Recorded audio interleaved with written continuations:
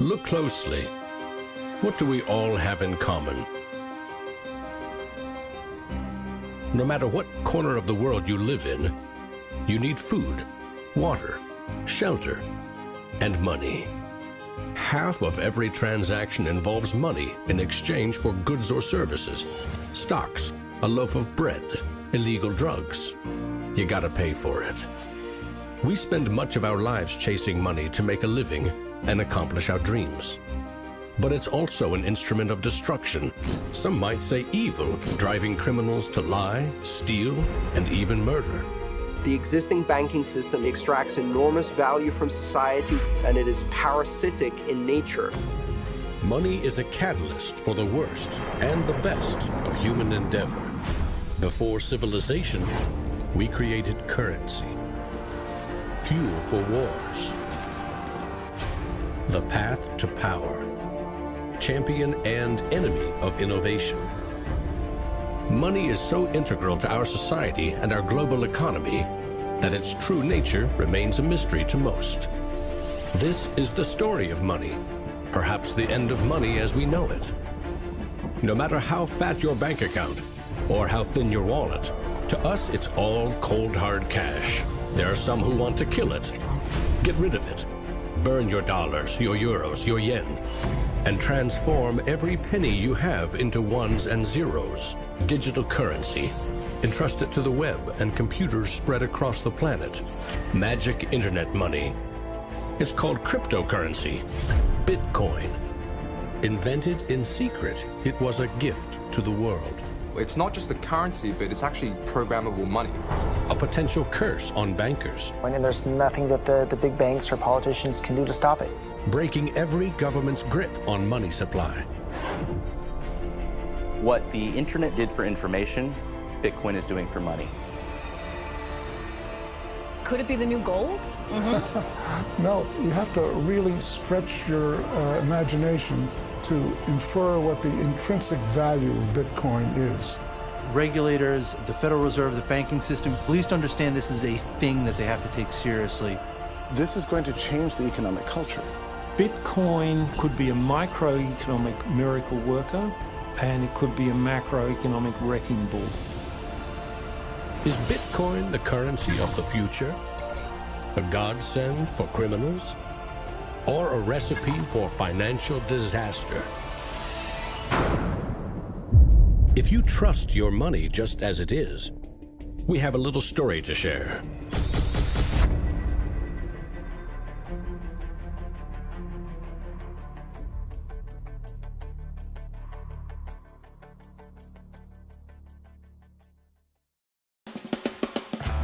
Once upon a time, there was a big party with everyone standing around the punch bowl, drunk. Politicians credited the strong economy to their wise decisions. Businesses jumped into new profitable markets, ignoring risk. In fact, the experts said there was no risk. Then, troubling market data from minor countries spooked the markets. Rumors spread. More bad news rattled housing prices at the heart of the financial world. A major bank went insolvent. Investors and businesses made a run on the other banks, demanding their cash deposits. The largest financial institutions in the center of the modern world were frozen. Assets were seized. Banks foreclosed. A credit crunch threatened the entire world economy. And then, finally, the government stepped in. The largest bank bailout ever. Swift action by the head of state had saved the day. Remember that? No, you don't. It happened 2,000 years ago. Rome, 33 AD. Ground zero for the first recorded liquidity crisis and government bailout in history. The largest empire the world had ever seen was brought to its knees by a banking disaster. Emperor Tiberius used money from the national treasury to bail out the country's troubled banks and companies. History may not repeat itself, but it certainly rhymes. Badly. People in power and their money have always been at the very center of it.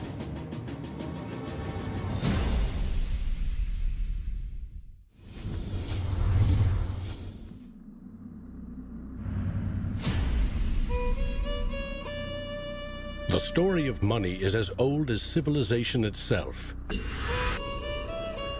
When we lived in small tribes, keeping track of debt was easy. You owed somebody a load of firewood. A neighbor owed you a piece of meat. Credits and debits were kept in your head, a mental ledger. Currency is a language that allows us to express transactional value between people. It's technology that's older than the wheel. It's as old as fire.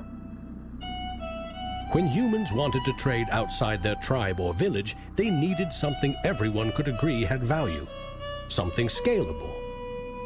Enter commodity monies. There were many kinds, but each had to embody the same 5 characteristics.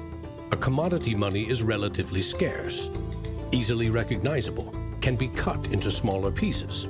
You can substitute one piece for another of equal value, and you can carry it around without too much trouble. In ancient Rome, it was salt. The Aztecs used cacao beans. It was whale teeth on Fiji, yak dung in Tibet, shells in Africa and China. Grains, metal, ivory, rare stones, leather, fish. If it had the 5 characteristics of commodity money, someone probably used it as currency. And then you ask, what value do these currencies have?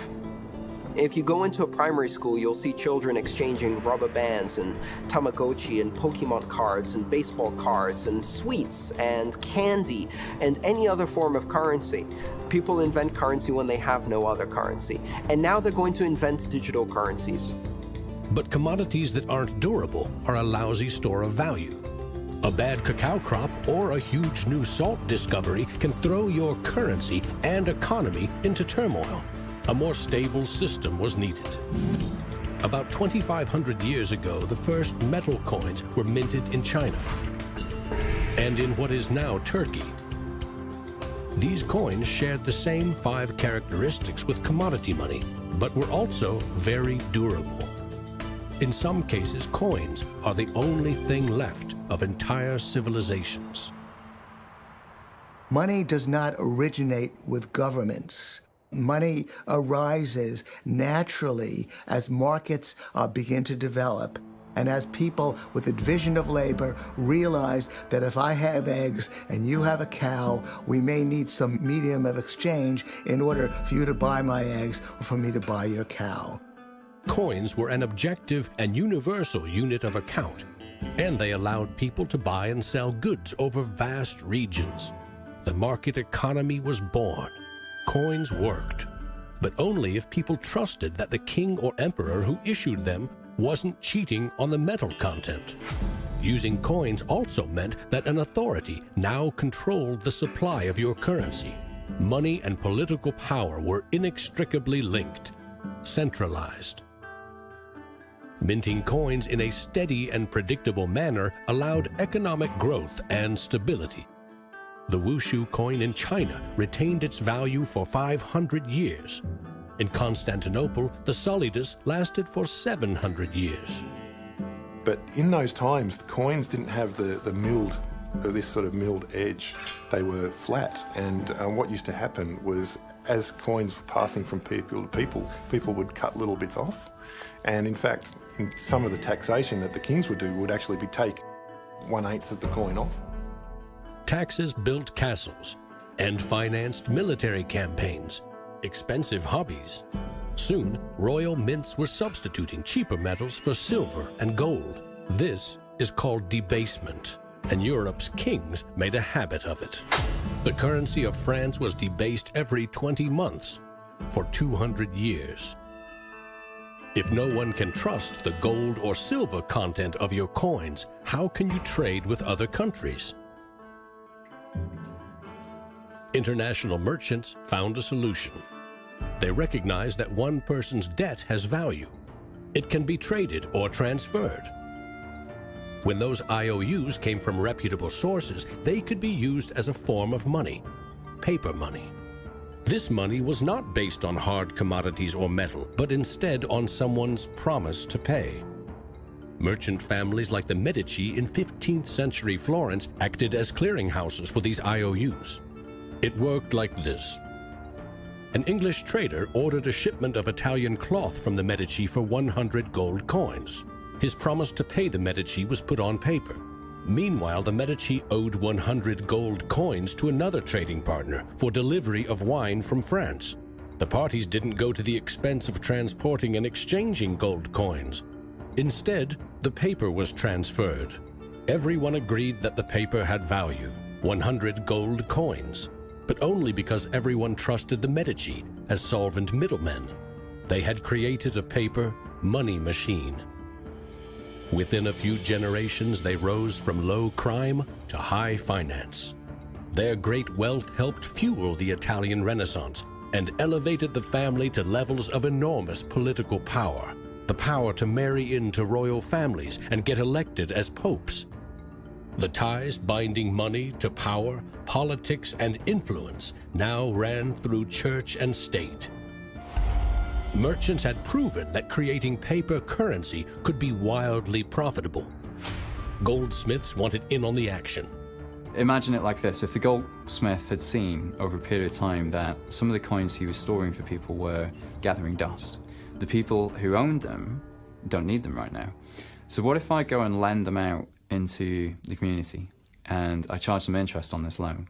So he starts out lending some of these gold coins, and then later he realizes actually people don't even want the gold coins, they just want the piece of paper that says the gold coins are in the bank and with the goldsmith.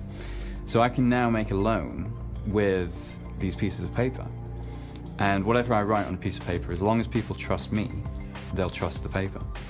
And effectively the goldsmiths and the early day bankers, they had literally acquired the power to print money. More and more private paper money from merchants and banks circulated and began to rival the crown's coins. The power inherent in controlling and issuing money began slipping away from the rulers. They couldn't tax or debase this new kind of money, but they had bigger ambitions than ever with trading posts, colonies, and empires that now stretched across the globe. For centuries, European countries would take turns building massive fleets and waging war on each other to rule the world.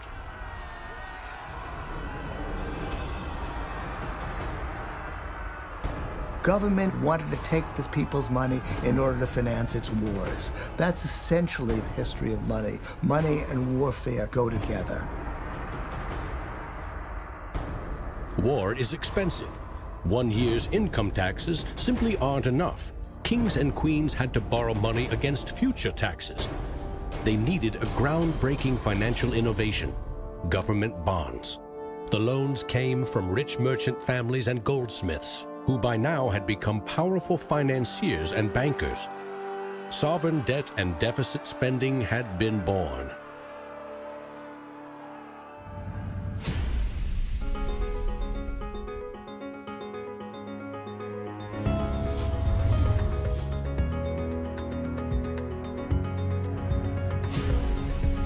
In 1694, the Bank of England was established to fund a war against France.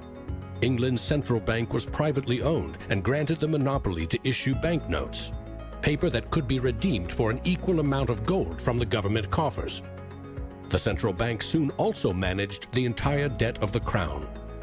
Money has been a tool of sovereignty for centuries. Being able to issue currency gave you the power, but it also gave the value to that monetary supply by backing it with a force of state, with essentially the debt of state.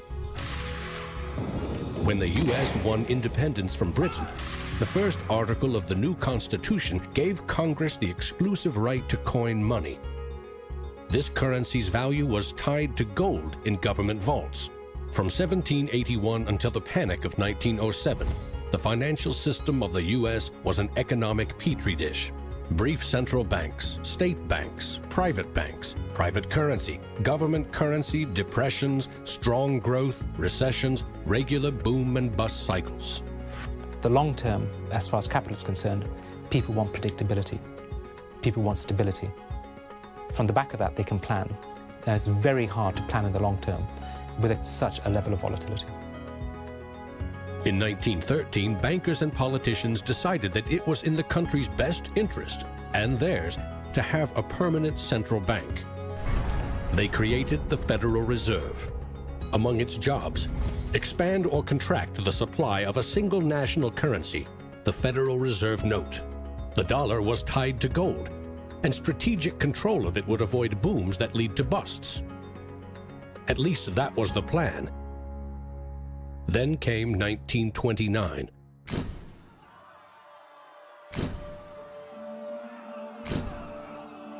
The Great Depression would have a profound effect on monetary policy worldwide. I shall ask the Congress for the one remaining instrument to meet the crisis: broad executive power. Soon, the Fed had printed nearly all the money it legally could to pump life back into the economy. It needed gold to fire up the mint. So in 1933, President Roosevelt issued a controversial executive order, forcing all U.S. citizens to sell their gold to the Federal Reserve at a fixed price, or go to prison.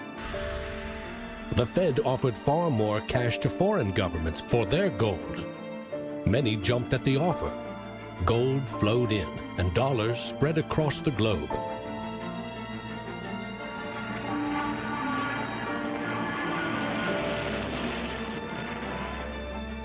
World War II devastated nearly every major economy, except the United States. The military and industrial juggernaut emerged as the global financial superpower. The dollar had become the world's most stable and trusted currency. Other countries pegged their currency to the dollar, which could still be redeemed for gold. In fact, the U.S. owned more than half of the world's gold reserves.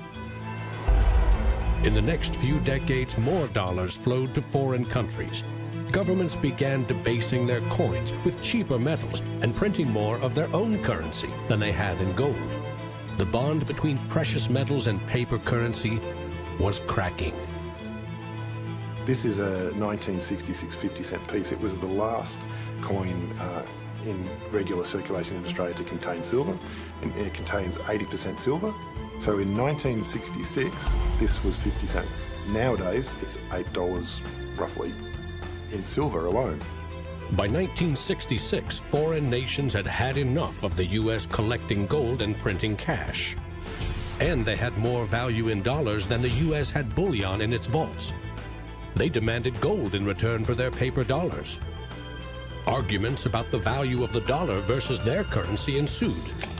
In 1971, President Nixon settled the matter. He severed United States currency from the gold standard. I have directed Secretary Connally to suspend temporarily the convertibility of the dollar into gold or other reserve assets, except in amounts and conditions determined to be in the interest of monetary stability and in the best interest of the United States. Never again could anyone legally demand U.S. government gold in exchange for paper dollars. For better or worse, the dollar was now backed solely by the full faith and credit of the United States government. The wealthiest nation the world had ever known would bet its future on a single word: trust. People have this mythology of money that is based on very little fact. And one of the nice things about Bitcoin is that it forces people to start to ask questions about the fundamentals of money. Bitcoin is an attempt to adopt the advanced computerized system that we have, the internet, to resurrecting what money used to be all about.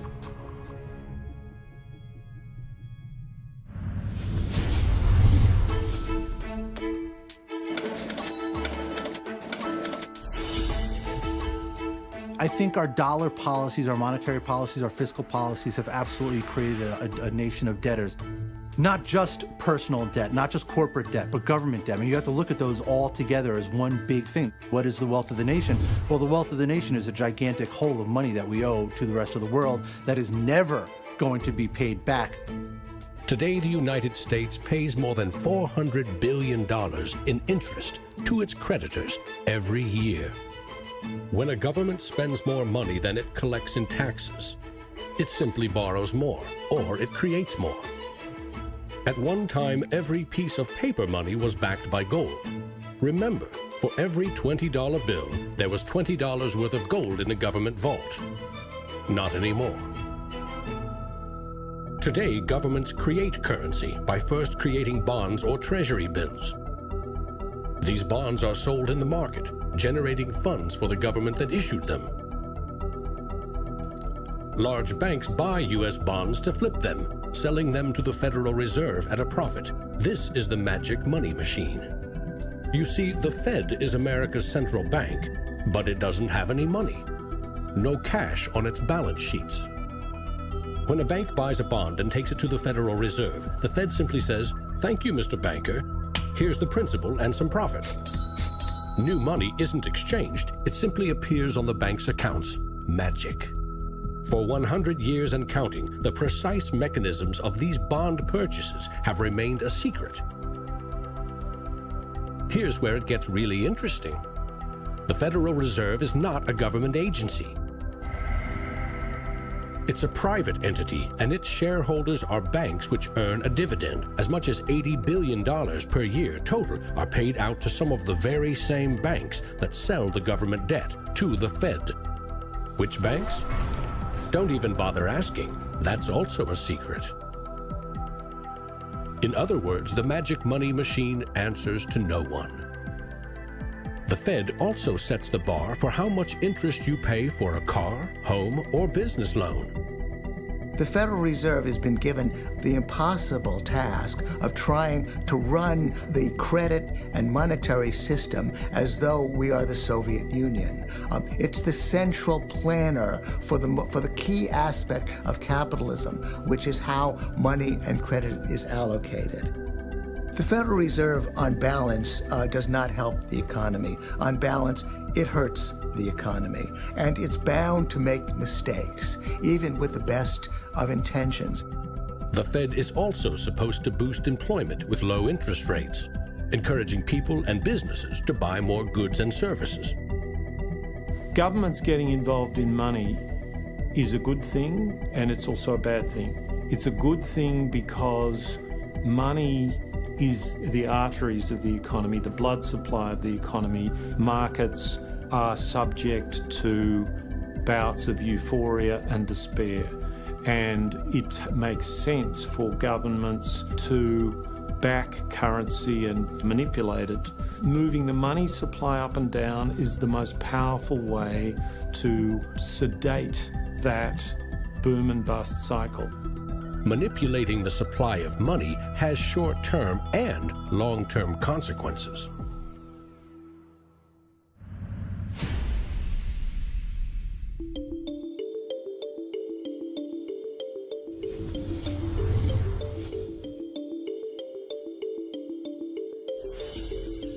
Central banks aim to create new money carefully, strategically, and very, very slowly. Releasing more money into the economy causes prices to rise, ideally by 2% every year. That's supposed to foster economic growth. But 2% inflation means the buying power of one cash dollar in your pocket today will be 98 cents next year, and less nearly every year to come. Since 1913, when the Federal Reserve took over the United States dollar, we've seen that the United States dollar has decreased in value 98%. Inflation is a far higher tax because on your income you pay it just once. If inflation is 2%, you're paying a 2% tax on your net worth every single year, your net worth held in currency. So, what does that mean? If you earned $1 in 1913, you could buy 16 loaves of bread. Today, $1 barely buys you one. That's not a quaint notion of how cheap things used to be. It's proof that the value of your cash is slowly withering away. That $1 invested at 2% in 1913 would now be worth $7.24. More than 600% return versus a near total loss. The US dollar has gone from being worth $1 to now being worth about 4 cents. So that's, 96% of its original value. And it's a direct result of government control. Governments don't create money from thin air all alone. You play a key role in the magic money machine.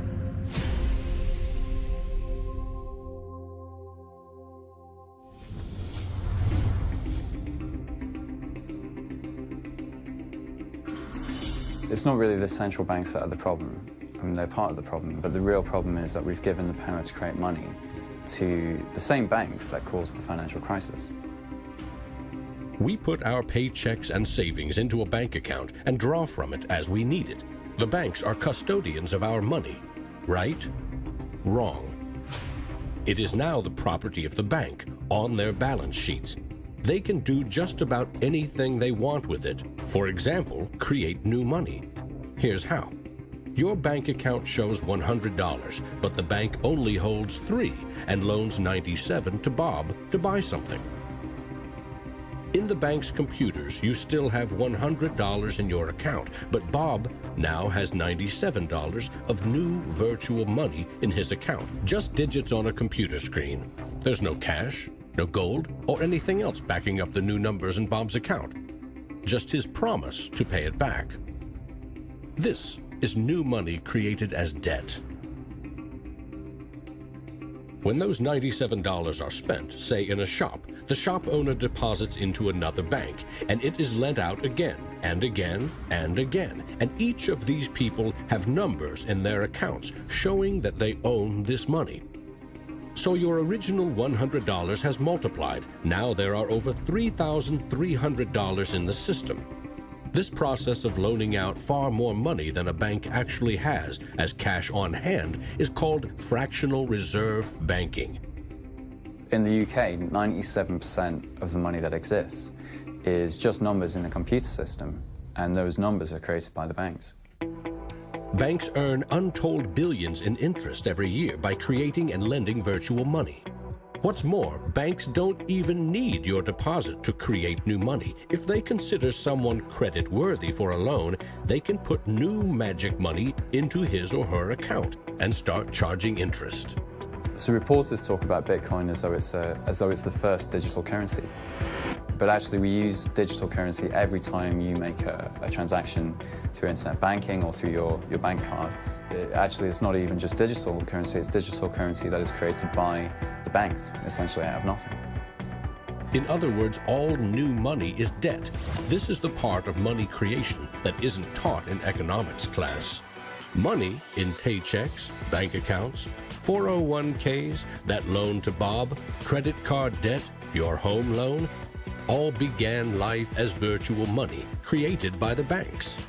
The entire system is based on trust. Trust in the bank's solvency, trust in the debtor's ability to repay their debt.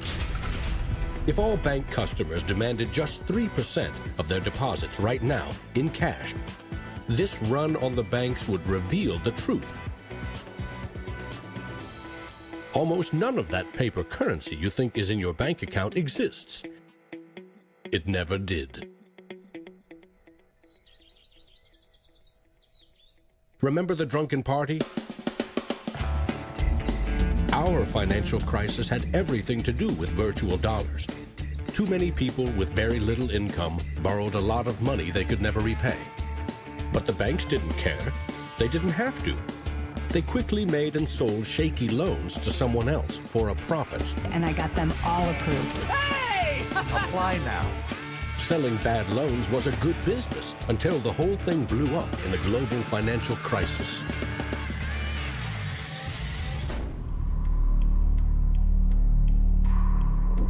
The magic money machine destroyed 30 million real jobs. The United States alone lost $16 trillion in household wealth, and the banks foreclosed on more than 1 million homes.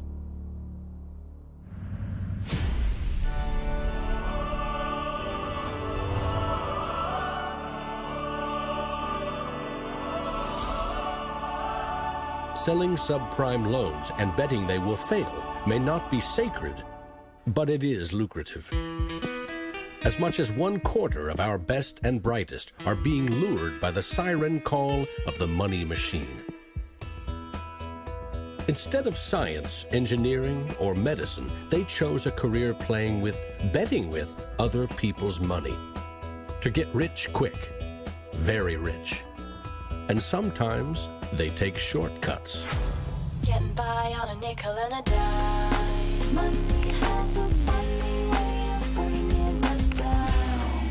They say it makes the world go round and around. My ancestors in Greece talked about the corrupting influence of power, and nothing has changed in these 3,000 years. When you give control over massive amounts of money to a few individuals, they will take advantage of that control. Banks today are factoring in fines and money laundering and all the rules that they break into their cost of doing business. JP Morgan is today coming out and saying that Bitcoin is not a legitimate way of doing business. Banks today are tied into a system that is completely rigged to basically harvest money from the entire global economy and pump it into the hands of very few. Don't get consumed by greed. The existing banking system is cozy, it's captured the regulators, it extracts enormous value from society without delivering anything in return, and it is parasitic in nature. The banks play a very pivotal role in an economy. You look at any successful economy, it has successful banks. There's a very close correlation with banking profits and the economy as a whole. In medieval Europe, a banker who couldn't repay depositors was hanged. Today, that same banker would get bailed out, paid bonuses, and enjoy some tax benefits too. To date, no senior U.S. banking executive has been charged for selling the bad loans that fueled the Great Recession.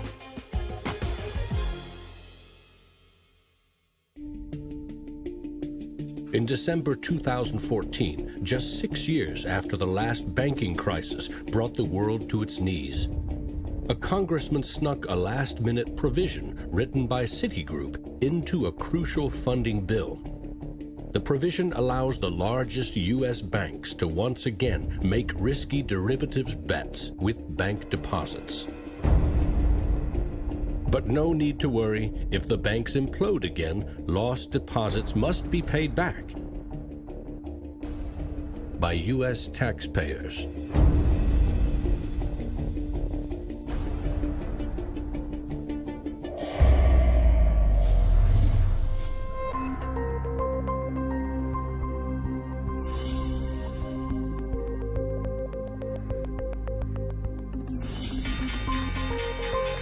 Today's financial innovators package assets in ever more complex ways, slicing, dicing, securitizing, always using someone else's money. They sell debt, transfer risks, leverage bets. That's what they call innovation. When you're talking about financial innovation, Bitcoin certainly is a very good example of innovation. But there's also been other innovations that people a bit closer to the world of finance would cite as good examples. An example of that would be the original swaps market. From there moving on to the credit default swap. It is an excellent example of financial innovation, but also if it's used incorrectly, it can create a lot of problems, as we've just seen. History teaches that the most revolutionary and disruptive innovation nearly always comes from the fringe, not from corporate cubicles. True innovators see the world differently. They see the big picture, creating new products and entire systems that lead to new industries. Steve Jobs called them the square cogs in round holes. It's unsurprising that new innovations always come from a niche group of early adopters, because it is inherently very hard for many people to realize the benefits of new technologies. In 2011, most Bitcoin community people were either people from the technology space, the geeks and hackers, or people from the traditional financial industry. There are even some bankers and hedge fund traders using Bitcoinica at that time as well, which was really surprising to me. A radical new idea is often met with skepticism, ridicule, even hostility from those who stand to lose the most from its success. Case in point, the automobile. In the late 19th century, Carl Benz and others built the first cars, contraptions that could threaten the stagecoach and railroad industries. These self-propelled vehicles, or road trains, would certainly scare horses, injure people, and damage roads. Cars, the railroad barons said, were just too dangerous. And to protect us, they used their power to pass a law in 1865. It required every automobile in England to observe a 4-mile-per-hour speed limit and to be operated by a crew of 3, a driver, an engineer, and a flagman. This heroic flagman walked in front of the car to warn fellow citizens of the coming danger. The railroad tycoons, the lawmakers, the self-appointed gatekeepers used regulation to stifle innovation. But they didn't invent the flagman. He's been around for a long time. For centuries, very few could read. Books were copied by hand. The people in control, political and religious leaders, wanted to keep it that way, and they greeted Johann Gutenberg's printing press with licensing laws, publishing bans, taxes. In some parts of the world, printing was a crime punishable by death. After all, they were just protecting us from dangerous ideas. Before the printing press, there were an estimated 30,000 books in all of Europe. 50 years later, there were 10 million. As Gutenberg's invention flourished, the Dark Ages withered. Progress couldn't be stopped. But the flagman never stops trying. His masters set him loose on each of these innovations because they threatened someone's profits, someone's control. But remember, this is a story about money. What if a technological innovation allowed anyone in the world to be their own bank? To create a currency free from taxes and banking fees?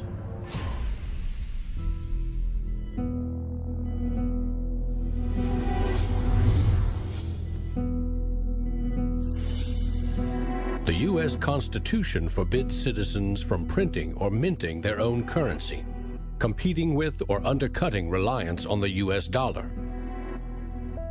In 1998, Bernard von Nothaus decided to test the resolve of the federal government. The Liberty Dollar was available in gold, silver, platinum, and copper. It was available in 3 forms, both in specie, in other words, gold and silver, in paper, as warehouse receipts, and in digital form. Obviously, the government didn't like it. They arrested me and convicted me of counterfeiting, fraud, and conspiracy, and I'm currently awaiting 22 years sentence in federal prison. Lesson learned. At a hackers convention in the Netherlands, there was a young hacker there who used the alias of Satoshi Nakamoto.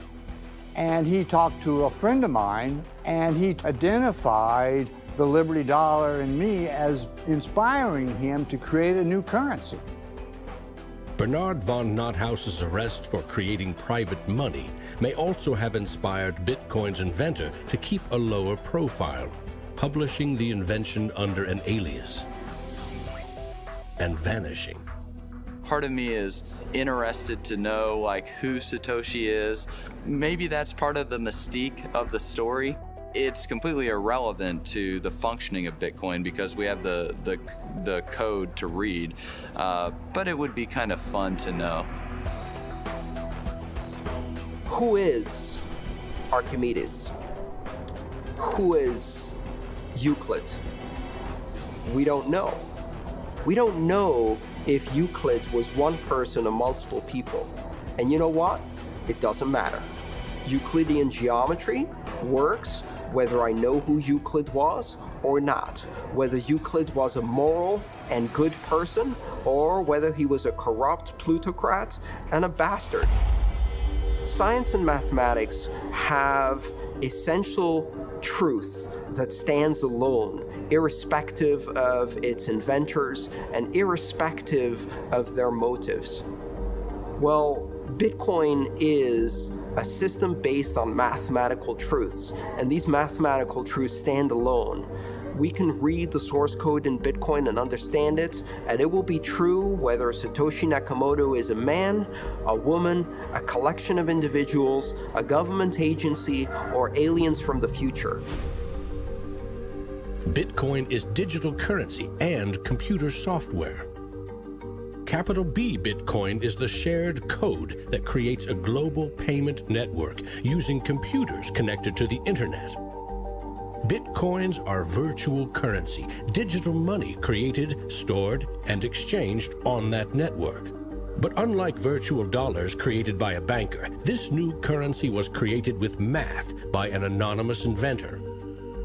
Bitcoin is an open-source software protocol like much of the code supporting the internet and email. Open source means anyone, everyone, can use the protocol. No one person or company can control it. Every change to the software is public, open, and transparent. The code was first developed by Satoshi. Then there were dozens, now hundreds, of programmers constantly collaborating to improve Bitcoin's features and security. So what makes Bitcoin a breakthrough? It tackles an ancient human dilemma and solves a computer science problem. Any shared information or data can be flawed, corrupted.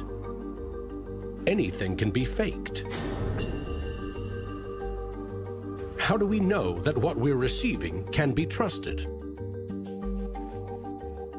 In our traditional mindset, it's very important to know who is behind this currency because their reputation is significant in knowing that our funds and the true wealth is actually safe.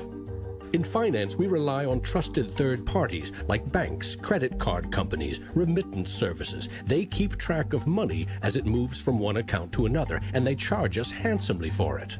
We trust that their digital ledgers of credits and debits balance.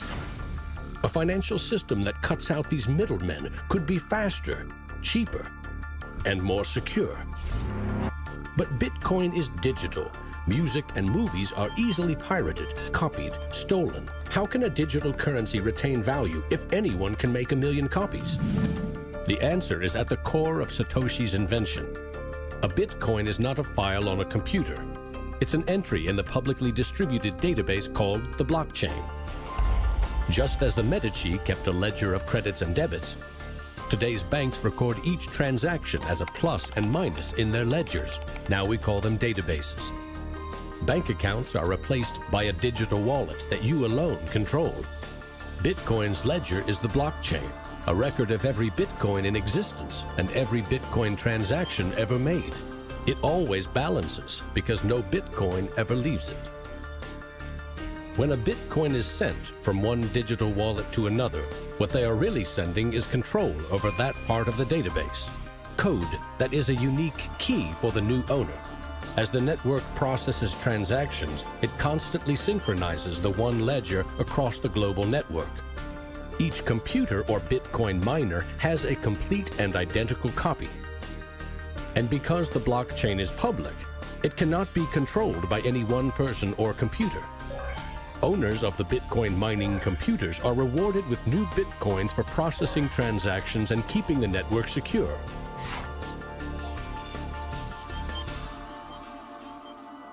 In other words, the Bitcoin network replaces banks and bankers. Today, the combined computing power of this global network is greater than the 500 biggest supercomputers combined, times 10,000. And because every transaction is verified and recorded by the network, a Bitcoin cannot be forged. Digital currency cannot be debased with cheap metals or printed by the billion at will. Too much currency can unleash a monster, skyrocketing prices, trillion-dollar bills that can't buy a loaf of bread. There's a big movement in the U.S. demanding that the Fed be audited so we can find out what they're doing.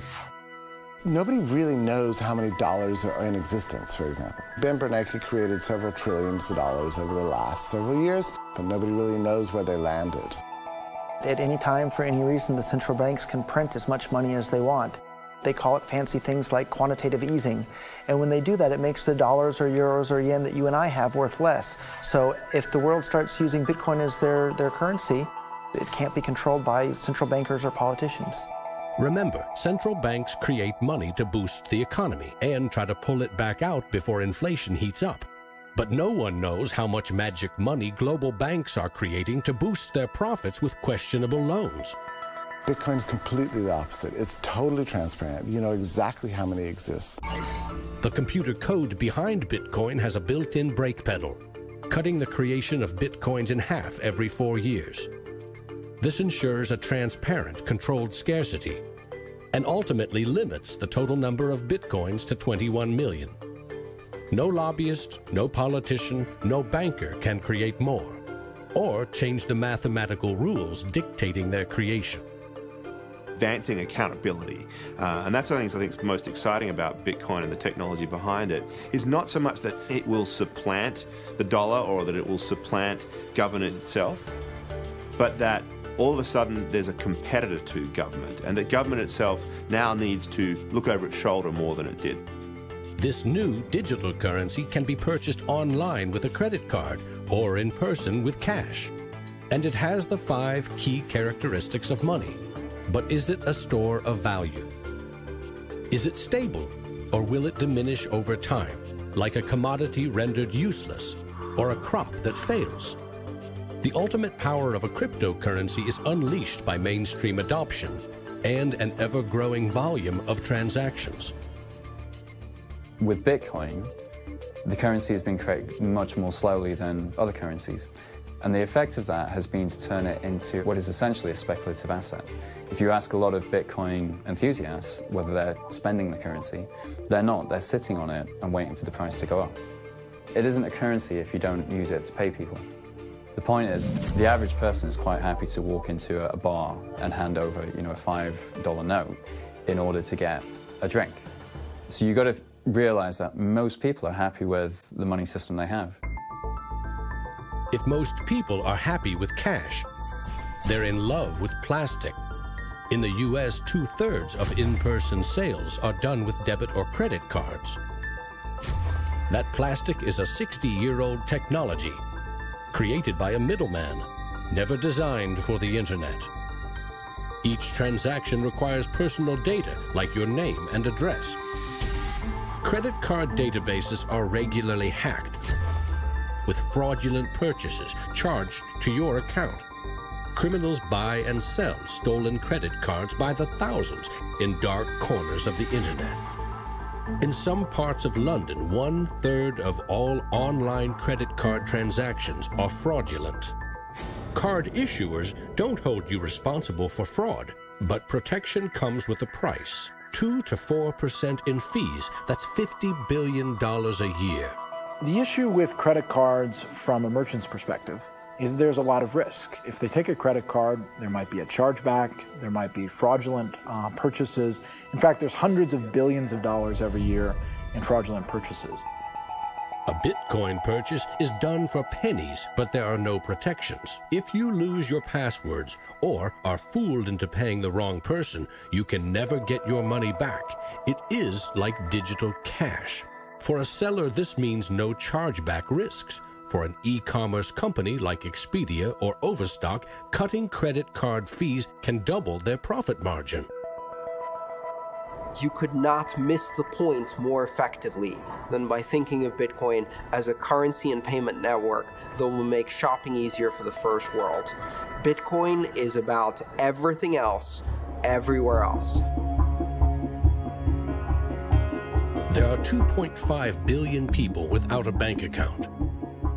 With Bitcoin, a mobile phone with an internet connection is now a bank with access to the global marketplace. What happens when Bitcoin services and infrastructure and Bitcoin wallets and payment processors start going into these countries? These people will be able to gain benefits from trade where they could not previously. These people will be able to send money home, international remittance, which is one of the major pain points of the current financial system. Yeah, if I send $100, with banks it's going to cost me 20%, Western Union is going to cost 10%, other options that are competing with Western Union is still going to be about 5%. And if you are sending to really remote areas, it's going to be anywhere between 15 and 30%. So in terms of money remittances, it's going to be a game changer using Bitcoin. You do not need a bank account. You just need internet connection and a wallet to get set up. It's a tool to give people an access into the global ecosystem and give them a promise for an economic future, and specifically provide a way for them to not be dependent on a government that could shut down their bank accounts or even could go into their bank accounts and take out finances. Goldman Sachs came out with a report and they basically looked at if you were to replace all transactions globally, so FX, bank-to-bank transactions, with the Bitcoin protocol, and still charging 1%, mind you, it would save the global economy $200 billion, so not million, $200 billion a year in saved transaction costs, which ultimately goes back into the hands of the consumer. An international wire transfer can take up to 4 days. Yet the internet allows us to instantly and globally share text, pictures, videos, anything digital. Why not money? Money which we now know only exists as digits in a bank's database. Wouldn't it be great if you could send Bitcoin transactions just simply via a tweet? For example, you would say at the end of money, $1 worth of Bitcoin. And so we built just that. All you have to do is hashtag it with Tippercoin, press send, and our Twitter bot will process the transactions, notify you, and give you a link. And this will allow you to either withdraw your Bitcoins or send it to someone else. With Bitcoin, you can send $1 or $1 million worth of value anywhere in the world. You can do it for free, or you pay the Bitcoin network fee, which is still just around a penny. And there's nothing that the big banks or politicians can do to stop it. A cryptocurrency that can only be created and transferred with computer networks may be the next step of the digital revolution. The rise of machines, self-driving cars, drones, robots that rely less and less on humans. What I often think is that the future of Bitcoin or digital currency from a broader perspective is really about machine-to-machine payments. So by the time you have an unmanned taxi driving you around New York and then going to power up at an unmanned power station or going to get repairs at an unmanned auto shop, you'll see the machine-to-machine payments done with some sort of digital currency.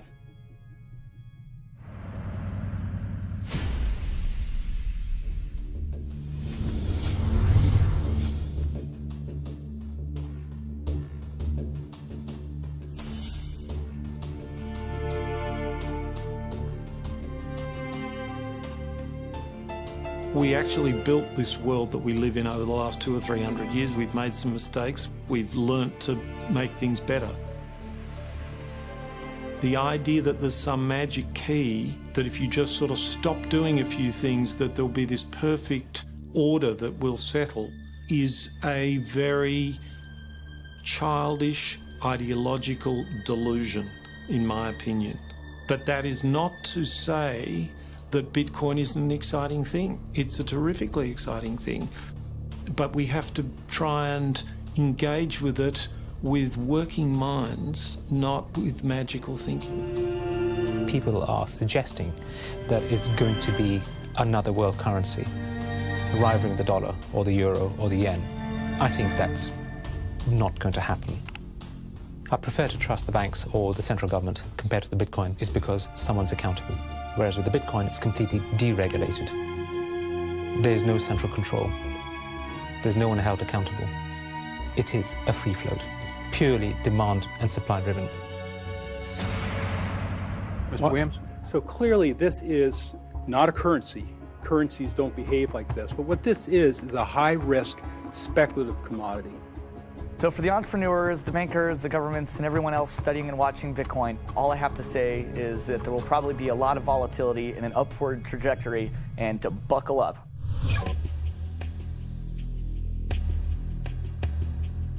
Criminals, scam artists, bad actors are drawn to any kind of money like a moth to a flame. Silk Road was a marketplace that was online. It existed in the underground web. Now, this marketplace allowed people to sell things that were illegal to governments. Fake IDs, pirated music, Bibles in North Korea. Are cryptocurrencies inherently bad? or just the newest tool to acquire the forbidden? Porn is illegal in Iran. Well, there's a few percentage points of sales on Silk Road was to sell porn to Iranians. Now, a much broader one that gets a lot of press with regards to Silk Road is drugs.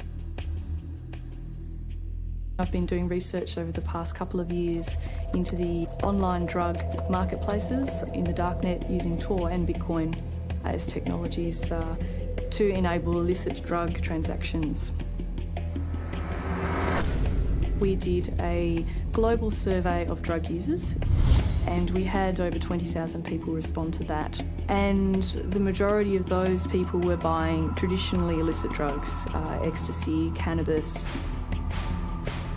The FBI brought down Silk Road. It certainly hasn't stopped the trading of illicit drugs online. A lot of people want to criticize Bitcoin for being used for illegal things or illicit things, but if you look at it, the most popular currency in the entire world for doing bad things is the US dollar. If you think of Bitcoin as a platform instead of a currency, then you really begin to see the potential it has. The ledger, which cannot be forged, it cannot be changed, and is universally accepted, is genius. There will be Bitcoin technology forever, and it'll have applications for years to come. Creating a secure global payment system may just be the beginning. Patents, contracts, land titles, proof of ownership can be baked into Bitcoin, securely held in the public ledger. I read up more about Bitcoin, I played with the source code, I built some things that I realized this is actually a very, very powerful protocol. It's not just a currency, but it's actually programmable money. The digital age has fundamentally changed the world. We have embraced digitized music, film, medical records, communications, the internet. The free exchange of information and currency can fuel revolutions, help in a disaster. But our money is shackled to the 20th century, manipulated by governments and banks. The champions of Bitcoin ask us to imagine payments without a middleman, investments without a broker, loans without a bank, insurance without an underwriter, charity without a trustee, escrow without an agent, betting without a bookie, record keeping without an accountant, global, secure, nearly instant, and free. Is it fantasy or the future of money and commerce?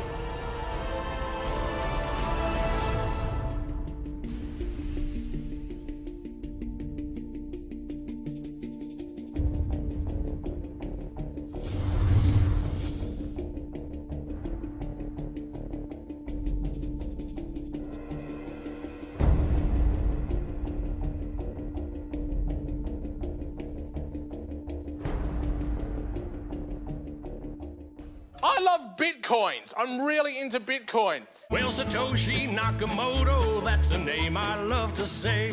And we don't know much about him, but he came to save the day. If you don't know what a Bitcoin is, right, usually the way people describe it is digital cash. It's money for the internet. Oh, Bitcoin, as you're going into the old blockchain. Oh, Bitcoin, I know you're going to rain, gonna rain. People are like, oh, I love my bank. I'm like, really? You ask a banker, you know what's 2 + 2? He's like, well, I can tell you, but there's a fee. Down the road it will be told about the death of old Mt. Gox, about traders trading altar coins and miners mining blocks. Now, Bitcoin is a new technology. I like to say it's banking light. All of the convenience, none of the evil. Bitcoin, as you're going into the old blockchain. Oh, Bitcoin, I know you're going to rain, till everybody knows. You know, when I go online and I buy, like, I don't know, a pair of socks, if I pay with a credit card, I'm just buying socks, right? If I buy those socks with Bitcoin, it's a revolution. I am sticking it to the man.